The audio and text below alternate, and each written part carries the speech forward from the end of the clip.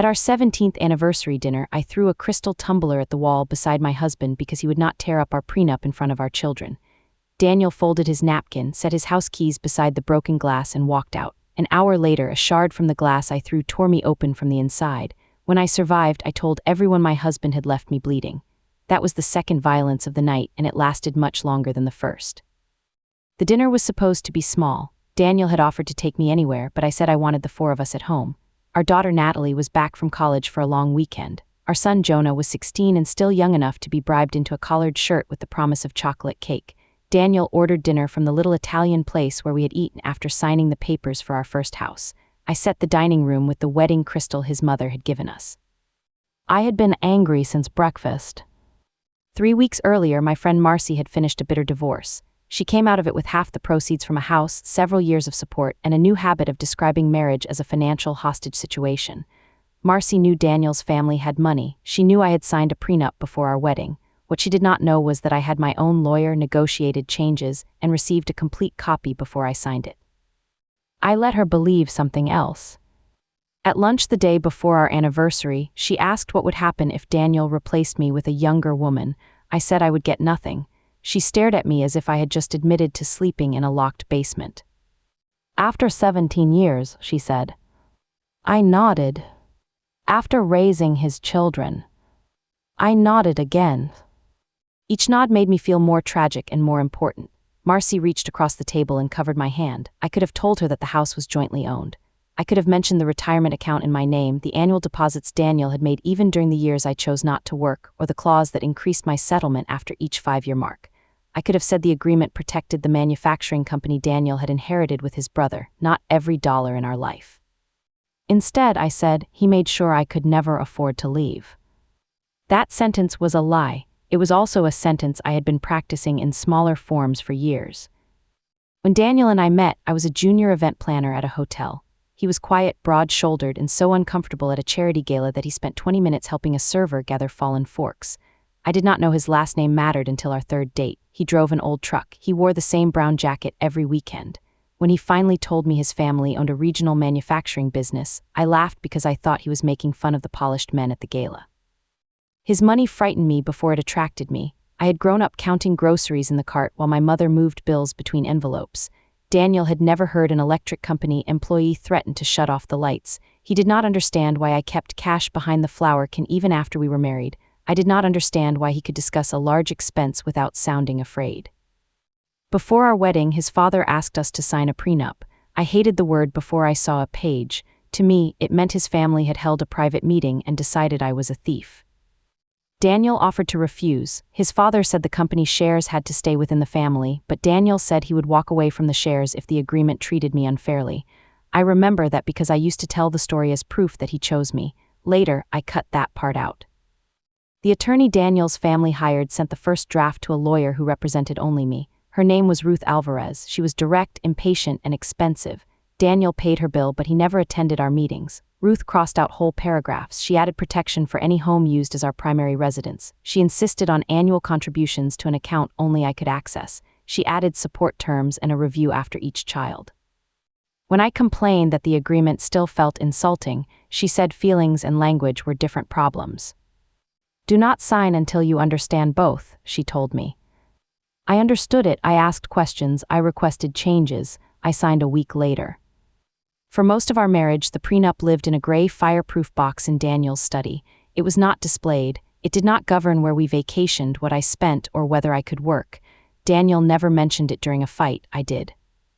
The first time was after Natalie was born. I was exhausted and furious that Daniel had gone back to work while my body still felt borrowed.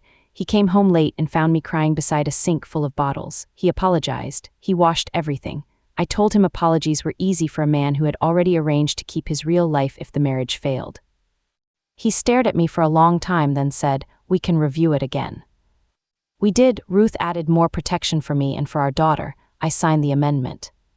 5 years later, after Jonah was born, we reviewed it again. Daniel suggested putting a larger share of the house in my name because I had paused my career. I said yes. Then, during our next argument, I accused him of using property to purchase my silence. There was no version of fairness that could survive my need to be the injured person. That does not mean our marriage was perfect. Daniel avoided conflict until avoidance became its own kind of pressure. He could go quiet for hours while deciding what to say, and I experienced every minute as judgment. He worked too much during the years the company expanded. He missed a school play and one of my birthdays. When his brother called, dinner could become a business meeting without warning. But Daniel did not have affairs. He did not hide money from me. He did not threaten me with the prenup. I made those possibilities feel present because they gave me leverage over failures that were ordinary and repairable. If he was late, I asked whether the woman replacing me was at least interesting. If he bought me jewelry, I asked whether it was cheaper than revising the agreement. If he disagreed with me in front of the children, I said it was easy to be confident when the law had already chosen your side. The children learned the shape of our marriage from those remarks. Natalie began watching her father's face after I mentioned money. Jonah stopped asking questions whenever the word prenup appeared. I told myself they were learning that women needed protection. What they were really learning was that their mother could turn any room into a trial and make their father the defendant.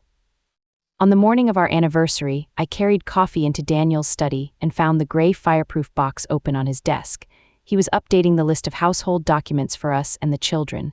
The prenup was inside a folder near our wills and insurance information. Seeing it after lunch with Marcy made my anger feel ordained. I picked up the folder. "Why is this out?" I asked. Daniel explained what he was doing. I said it was interesting that he checked the prenup on our anniversary. He said he had not read it. I asked why he still needed it after 17 years. "Because it is a signed document," he said. "A document that says you never trusted me." He closed the box. "We have amended it twice at your request." That answer was factual, which made me angrier. I wanted him to recognize the emotional accusation and surrender to it. Instead, he reminded me that I had participated. I told him to tear it up.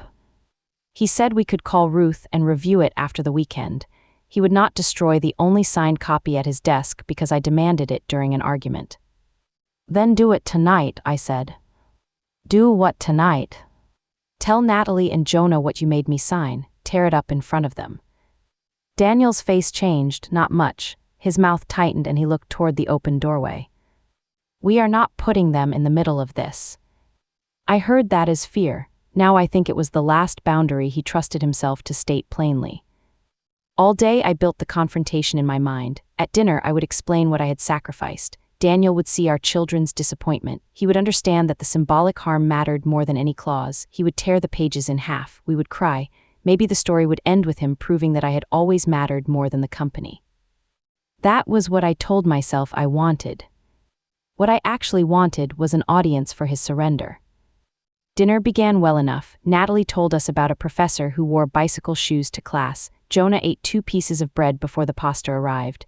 Daniel gave me a small box containing a silver bracelet engraved with the date of our first dinner. I kissed him. For a few minutes, I almost let the day become what it was supposed to be. Then Natalie asked how we had stayed married for so long. It was an innocent question. Daniel smiled at me and said, "Your mother keeps life from getting dull." I could have accepted the affection in that answer. Instead, I heard the quiet man making me sound difficult. "The prenup helps," I said. Jonah looked at his plate. Daniel said my name softly.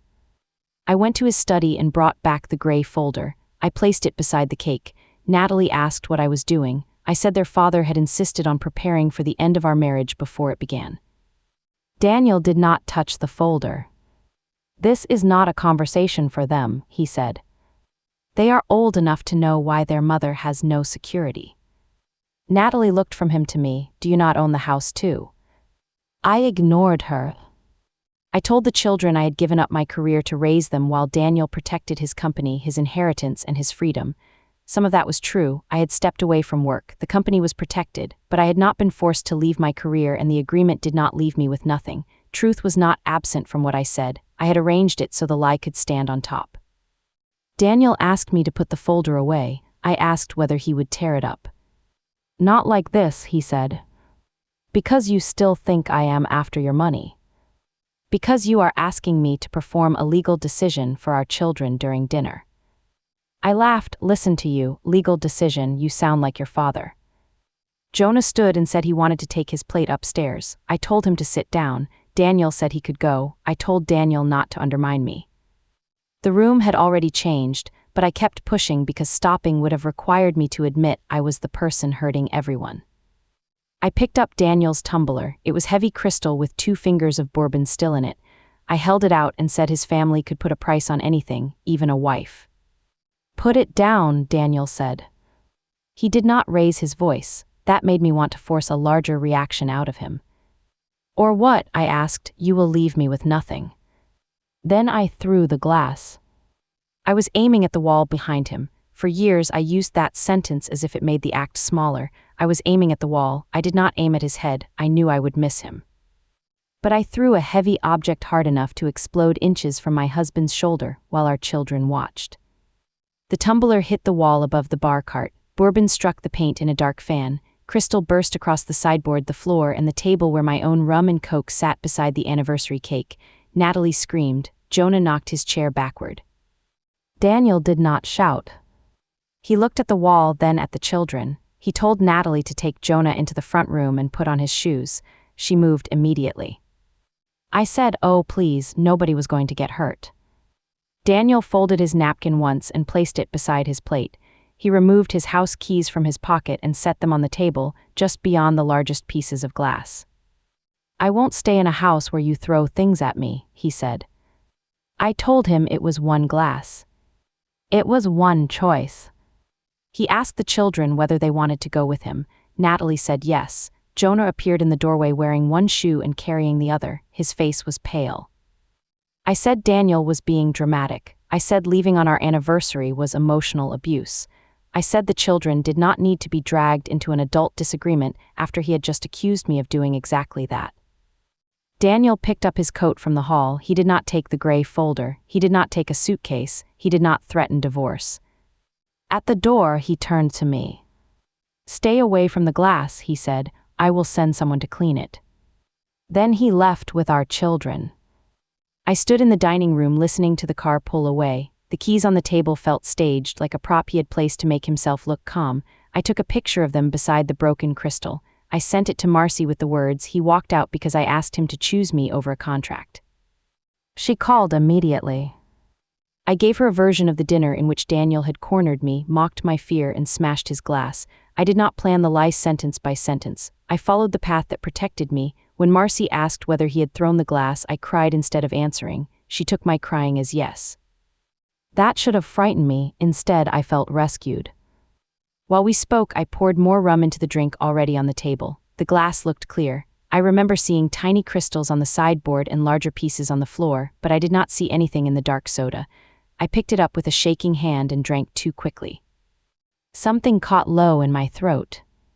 At first, I thought ice had gone down wrong. Then came a narrow, tearing pain behind my breastbone. I put the glass down. There was a thin, bright line along the inside near the bottom, something too sharp and still to be ice. I told Marcy I thought there was glass in my drink.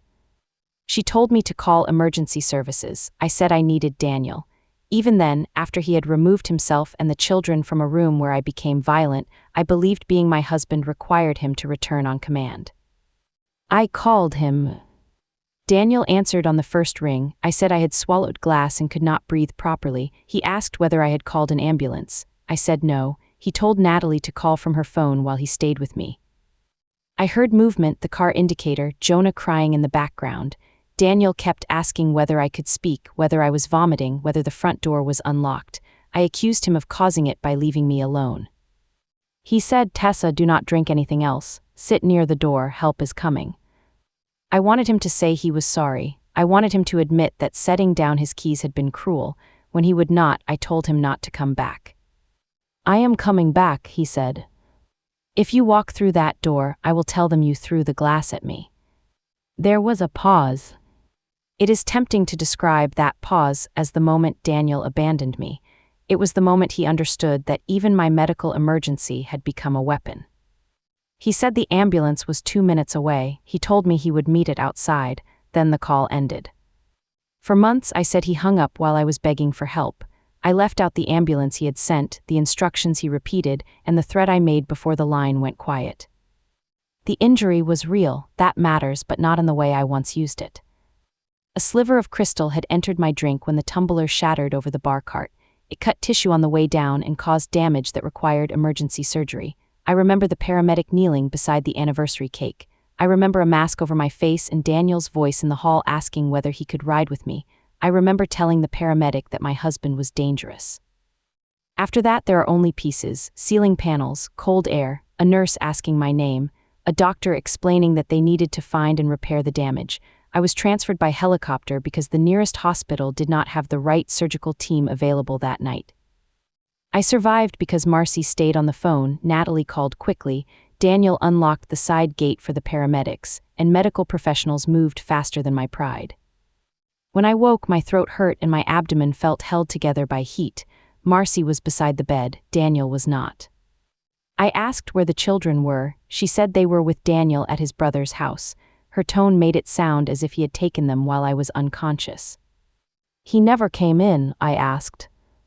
Marcy said a nurse had told him to wait because I had identified him as the person who threw the glass. Hospital staff had followed safety procedure. He had stayed in the waiting area until morning, given them my medication list, and left only after the surgeon said I was stable. Natalie had been there too. I understood exactly what had happened. I also saw a story that would restore me to the role I had lost at dinner. I told Marcy that Daniel had thrown the tumbler during a fight about the prenup. I said a shard landed in my drink. I said he walked out, took the children, listened to me plead on the phone, and hung up. I said he never came to my bedside. None of those sentences was entirely invented. Together, they were a deliberate falsehood. Marcy cried. She took my hand carefully around the intravenous line. She said, "He could have killed you." I did not correct her. By that afternoon, my mother knew, my sister knew, 3 of our neighbors knew. Marcy posted a vague message about women discovering who their husbands really were when survival became inconvenient. She did not use our names, but everyone close to us understood. Daniel sent one message through Natalie. It said he was glad I was stable and would respect the hospital restriction. He asked whether I wanted him to bring anything. I showed the message to Marcy and said, "Look how cold he is." She agreed. I told Natalie not to visit if she was going to defend him. She came anyway. She stood inside the doorway with her arms folded and asked me one question. "Who threw the glass?" I said her father and I had both been angry. "Who picked it up and threw it?"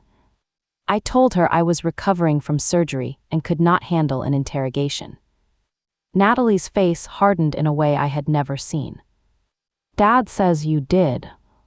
I began crying. I said Daniel was trying to turn my daughter against me while I was in a hospital bed. Natalie stepped backward. "I watched you do it, Mom." Of course she had. My lie had become so useful that I briefly forgot the 2 witnesses I had created at the dinner table. I told her I had aimed at the wall. I said Daniel left anyway. I said a loving husband would not walk out while broken glass covered the floor. "He told you not to touch it," she said. "You threatened him when he called help." I asked what Daniel had told her. She said nothing she had not heard through the car speakers.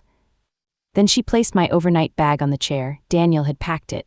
My robe was folded on top. He had remembered the soft socks I wore when my feet were cold. That bag should have broken through the story I was building. Instead, I accused him of performing concern for the nurses. Natalie left without hugging me. Jonah did not come in. He sent a message saying he hoped I got better. I replied that I needed my son. He did not answer. The next morning, I learned my main credit card had been temporarily locked after the hospital tried to process an old insurance deposit, and several unusual charges appeared from Marcy buying clothes and food for me. A fraud alert had gone to Daniel because he was the primary contact. He confirmed the hospital charge and asked the bank to unlock the card. It took less than an hour. I told my mother he had blocked my cards. Daniel had driven our shared car back to his brother's house because he had returned to our home in it after the ambulance left.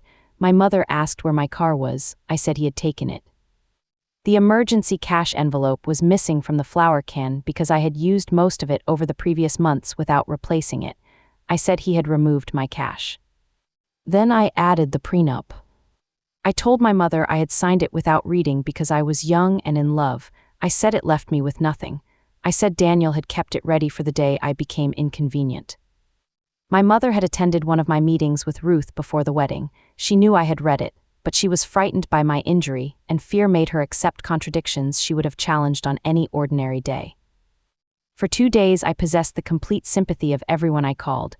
I lay under white sheets with a real surgical wound and described an invented chain of cruelty. The scar made every claim feel proven. Nobody wanted to ask a woman with stitches whether she had thrown the glass herself. Daniel did not defend himself publicly. He called my mother once. He told her the children had witnessed the dinner and asked her not to question them while they were upset. He did not send photographs of the wall. He did not forward my threatening words. He did not post his own version. At the time, I called his silence calculation. I said wealthy men knew they could wait for women to look unstable. Now I think he was trying to keep our worst night from becoming our children's permanent public identity. On my 3rd day in the hospital, my mother came alone. She closed the door and sat in the chair where Marcy had been sleeping. "Tell me exactly who threw the glass," she said. I gave her the softened version. I was upset. Daniel refused to tear up the agreement. The glass went toward the wall. He chose to leave. I did not mean for anyone to be hurt. My mother listened without interrupting. Then she asked whether I had told Marcy that Daniel threw it. I said Marcy misunderstood. "Did you correct her?" I looked toward the window. My mother began gathering her purse. I panicked. I reminded her that I was injured. I said daughters should not be abandoned by their mothers in hospitals. I asked where I was supposed to go if Daniel used the prenup to put me on the street. She stopped at the door. "You own part of that house," she said. "You have an account in your name. I was there when your lawyer explained it." I told her that was not the point. "It is exactly the point. You keep asking people to save you from facts you changed." Then she said the sentence I later repeated without its beginning. "You made this problem, Tessa. If you do not want to live inside it, deal with what you did." For months I told people my mother had said, "That is your problem, deal with it." I made her sound heartless. I omitted the part where she asked me to tell the truth.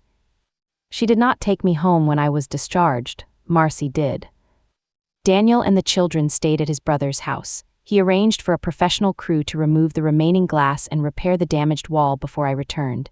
He left groceries in the refrigerator. On the kitchen counter, beside my house keys, was a written schedule for when he would collect clothes while I was out.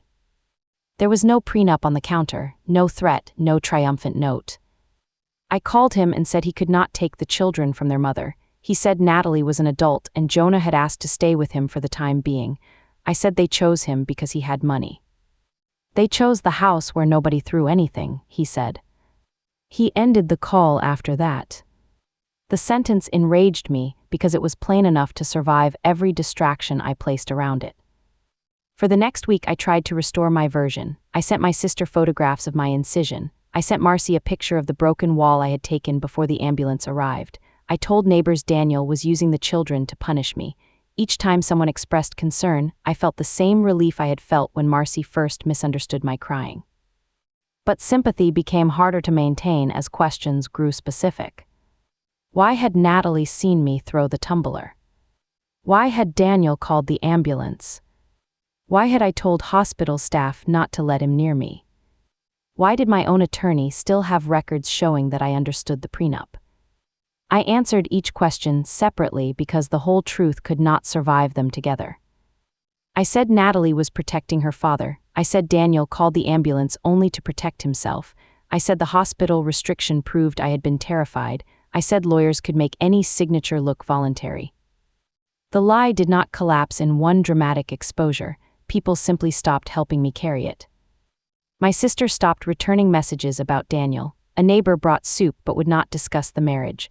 Marcy deleted her post and told me she needed space after Natalie called her. My mother said she would drive me to medical appointments, but only if I did not use the ride to repeat accusations she knew were false. I called that betrayal. I used the word betrayed for everyone who would no longer protect me from the consequences of my own behavior. Daniel came to the house 9 days after the dinner. I was sitting at the table with the gray folder open in front of me. I had read the prenup again for the first time in years. The pages did not say what I had told people. My share of the home was clear, so were the accounts in my name and the support provision. The company remained Daniel's, and inheritance remained separate. I would not continue living as I had while married, but I would not be homeless. When Daniel entered, he stayed near the doorway. The repaired patch on the wall was lighter than the surrounding paint. I asked whether he had come to make me sign something. He said he had come for clothes. I told him I had nearly died. I know. I asked how he could be so calm. I am not calm, he said. I am careful around you now. That was worse than anger. Anger would have allowed me to call us equally out of control.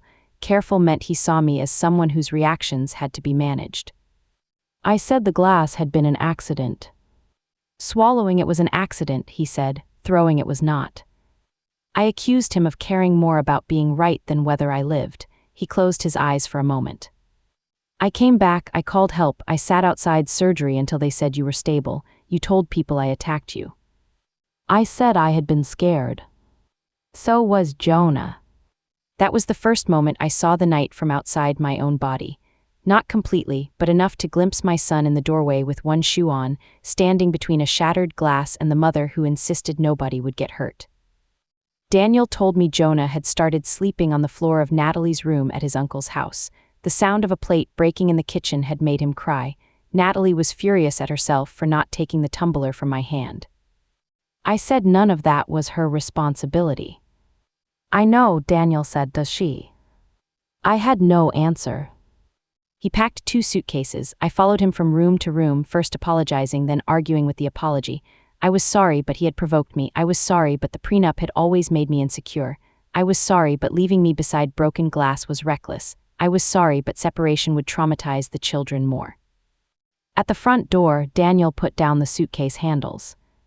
Every apology has a door in it, he said. You keep using it to leave what you did.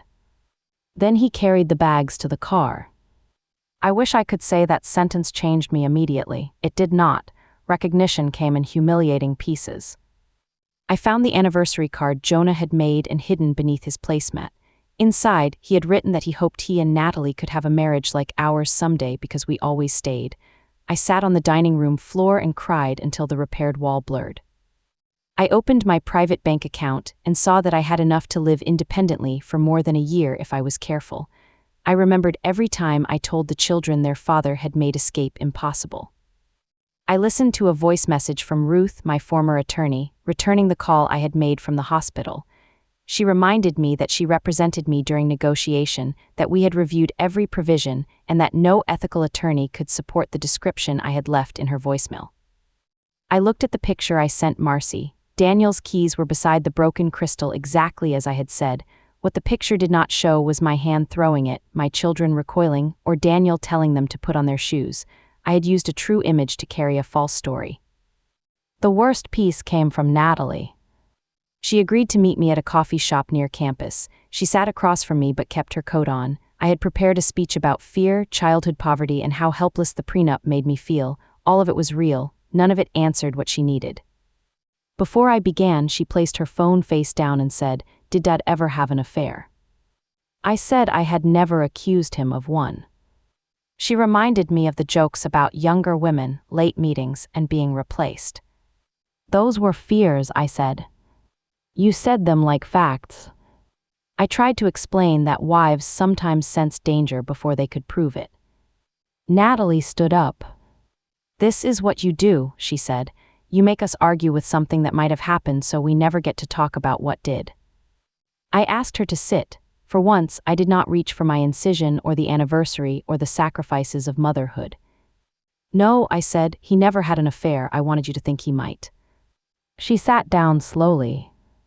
I told her the prenup did not leave me with nothing. I told her I had my own lawyer and understood the agreement. I told her I threw the glass. I told her Daniel called the ambulance and came back. I told her I had asked the hospital to keep him away, then used his absence from my room as proof that he did not care. Each sentence removed a piece of the mother she thought she knew. When I finished, Natalie asked why. I gave her the answer without the door. Because if your father was cruel, then I did not have to be ashamed of being cruel to him, and if I was trapped, everyone had to forgive the way I fought.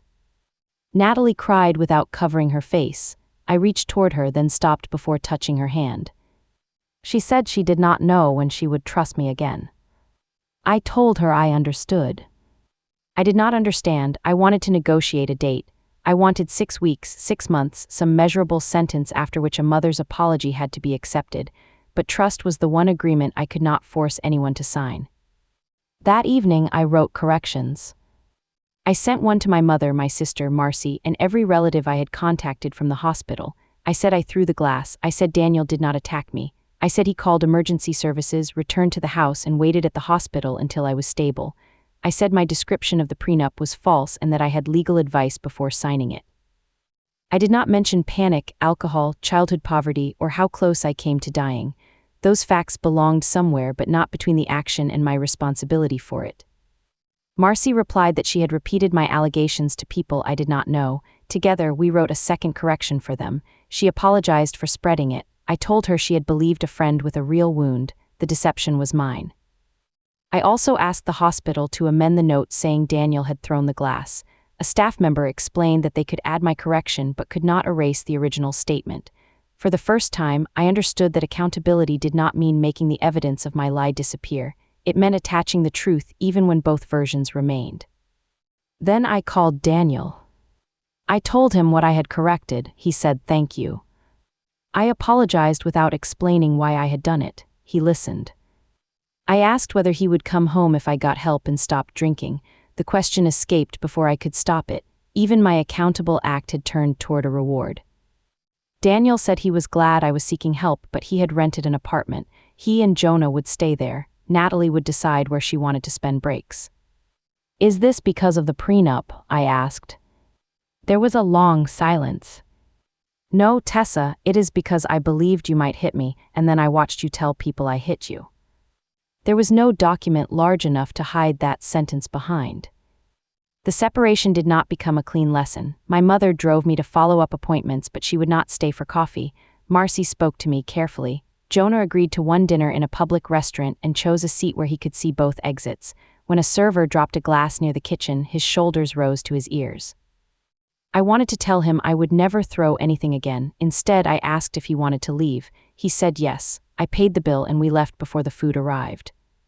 Natalie calls every Sunday, but some calls last 4 minutes. She no longer tells me about the people she dates. Daniel communicates by email about the house and Jonah's schedule. He is polite. He has not called me by the anniversary nickname engraved on the bracelet since the night he gave it to me. The prenup is still valid. We may use it if the separation becomes a divorce. Daniel offered another review through separate attorneys, but I told him I would speak only through my own lawyer and would not discuss the document with the children. That was not noble. It was the minimum boundary I should have kept from the beginning. The house has not been taken from me. The cards work. My car is in the driveway. The private account I claimed did not exist pays the bills while I rebuild my work schedule. Every ordinary fact disproves part of the prison I described. The scar is real too. It runs across a body that came close to dying because glass entered a drink. For a long time, I used it as the final word in every argument. Now, when I touch it, I remember that injury and innocence are not the same thing. I was badly hurt. I was also the person who shattered the glass. Last week, a painter returned to match the dining room wall. He offered to cover the pale rectangle where the tumbler hit. I told him to leave it. Not because I need a monument, because the imperfect patch is honest. The wall was damaged. Someone cleaned it. It is still a wall, but it is not the wall we had before. The wedding crystal is gone. I packed the remaining tumblers and gave them to Daniel's brother because I could not bear the sound they made when they touched. On the dining table, there are 4 cloth mats and only one place setting. Daniel's house keys are no longer beside the plate. He collected them while I was at a medical appointment, exactly according to the schedule he left. Sometimes I still hear his car in the driveway even when the street is empty. Sometimes I imagine Natalie and Jonah walking through the door because I finally said every fact in the correct order. Then the refrigerator hums, the repaired wall catches the evening light, and nothing opens. I used to say my husband, my children, and my mother all abandoned me after I survived. The harder truth is that they stopped standing inside a story that required them to betray what they had seen. Daniel set down his keys because I threw a glass at him. The children left because they were afraid. My mother told me to deal with it because I asked her to protect a lie. I corrected the story because it was the first thing I could give back without demanding that anyone return. The correction is true, the house is quiet, both things have to be allowed to remain.